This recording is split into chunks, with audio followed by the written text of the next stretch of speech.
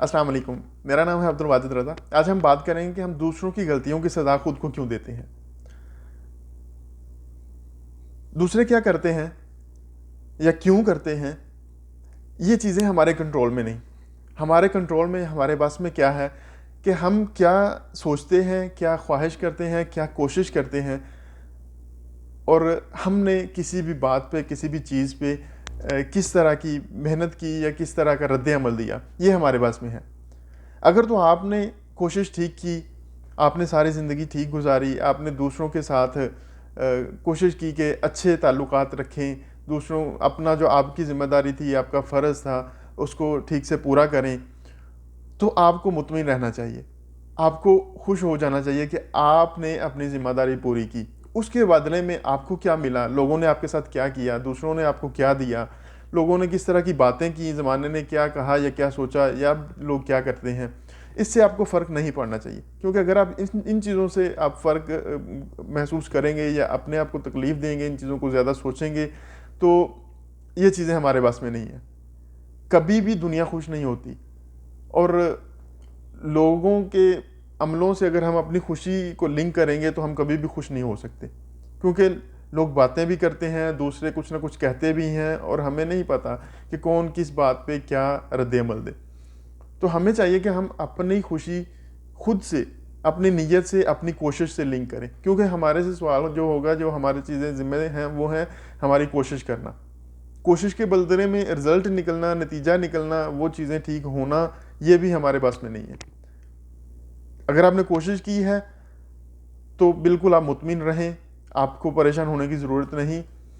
اور اگر آپ یہ سوچتے ہوں کہ جب آپ نے کسی کے ساتھ برا نہیں کیا، آپ نے لوگوں کے ساتھ اچھا کیا، آپ نے لوگوں کی خدمت کی، لوگوں کے لیے آسانیاں پیدا کی، تو بدلے میں آپ کو پریشانیاں کیوں ملتی ہیں؟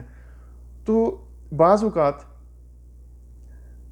ہم جو ہیں وہ لوگوں سے بدلہ چاہتے ہیں، ہم چاہتے ہیں کہ لوگ ہمیں صلہ دیں ہماری نیکیوں کا یا ہماری کوششوں کا، جو کہ لوگ اس طرح سے نہیں کرتے۔ تو ہمیں اس کے بارے میں فکر نہیں ہونا چاہیے، فکر مند نہیں ہونا چاہیے، ہمیں صلے کی توقع رکھنی چاہیے اللہ تعالیٰ کی ذات سے، اور ہمارا جو ذمہ تھا وہ جو ہم نے کر دیا اس پہ شکر کریں، خوش رہیں، اور جو آگے بنے گا وہ ہم ذمہ داری اپنی پوری کریں۔ جب آپ یہ کریں گے یا ہم یہ کریں گے تو ہم بالکل ہمیں گھبرانے کی ضرورت نہیں، انشاءاللہ اللہ تعالیٰ ہمیں ضائع نہیں ہونے دیں گے۔ وہ کسی نہ کسی طریقے سے حالات بدلنے میں وقت نہیں لگتا، وہ جب دیکھیں گے کہ میرا بندہ میرے سے خوش ہے تو انشاءاللہ اللہ تعالیٰ بھی خوش ہو جائیں گے۔ اور اللہ تعالیٰ کہتا ہے کہ میرے تھوڑے دیے ہوئے سے خوش ہو جاؤ تو میں تمہارے تھوڑے عمل سے خوش ہو جاؤں گا۔ اور دیا ہوا کیا ہے؟ وہ بھلے رزق ہے، وہ بھلے عزت ہے، وہ بھلے سکون ہے، وہ صحت ہے، وہ شہرت ہے، کچھ بھی ہے، جو اللہ تعالیٰ نے آپ کو دیا آپ اس میں خوش ہو جائیں، تو انشاءاللہ ہم امید کرتے ہیں کہ اللہ تعالیٰ بھی ہم سے راضی ہو جائیں گے۔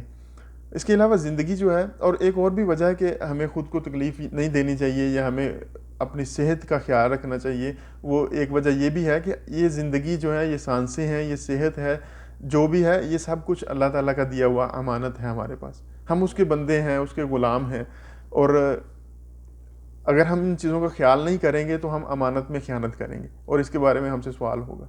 تو ہمیں صبر اور شکر کے ساتھ اللہ تعالیٰ سے مانگتے رہنا چاہیے، اس کا شکر کرتے رہنا چاہیے۔ اور شاکر شجاع آبادی ایک سرائکی کے بڑے مشہور شاعر ہیں، جن کی زندگی بہت مشکل حالات میں گزر رہی ہے، ان کی صحت کی بہت سارے مسائل ہیں، اور بھی بہت سارے ان کو پریشانی ہیں۔ تو ان سے کسی نے پوچھا کہ آپ کو کیا کوئی کسی سے گلہ ہے، حکومت سے یا لوگوں سے، یا کسی آپ کے جو حالات اس طرح کے ہیں، آپ کے مالی حالات بھی خراب ہیں، آپ کو صحت بھی بہت خراب ہے، اور کہیں سے کوئی آپ کو صلہ بھی نہیں مل رہا، آپ کی شاعری کے بدلے میں، آپ کی محنت کے بدلے میں کوئی آپ کو اعزاز بھی نہیں ملا، تو کیا کہتے ہیں؟ وہ تو کہتے ہیں کہ اتھاں جو بھوگ بھوگے ہن اتھاں کوئی تاں جزا مل سی، تھکیڑے سارے لتھ ویسن نبی مل سی خدا مل سی۔ وہ کہتے ہیں کہ یہاں پہ جو میں تکلیفیں برداشت کر رہا ہوں، یہاں پہ جو مجھے پریشانیاں آ رہی ہیں، ان کا بدلہ مجھے انشاءاللہ دوسرے جہان جا کے وہاں پہ آخرت میں ضرور اللہ تعالیٰ سے ملے گا۔ تو انشاءاللہ جب اللہ تعالیٰ سے اور حضور صلی اللہ علیہ وسلم سے میری ملاقات ہوگی تو میرے سارے تھکیڑے جو ہیں وہ دور ہو جائیں گے، میری ساری تھکن دور ہو جائے گی۔ تو بعض اوقات ہمیں اللہ تعالیٰ مشکلیں، پریشانیاں، تکلیفیں اس لیے بھی دیتے ہیں کہ تاکہ ہم اللہ تعالیٰ کی طرف متوجہ ہو جائیں، رجوع کر لیں. اور اس کے بعد اللہ تعالیٰ کے کاموں میں اور حالات بدلنے میں تو دیر نہیں لگتی. اللہ تعالیٰ جب چاہیں، جس کے چاہیں حالات بدل دیں، ہدایت دے دیں. تو ہمیں کوشش کرنی چاہیے، اور اپنی کوشش کا ہی ہم سے سوال ہوگا. تو اس دعا کے ساتھ کہ اللہ تعالیٰ ہم سب کو اپنے حفظ و امان میں رکھے، ہمیں دوسروں کو سمجھنے کی اور ان کے لیے آسانیاں پیدا کرنے کی توفیق عطا فرمائے. السلام علیکم.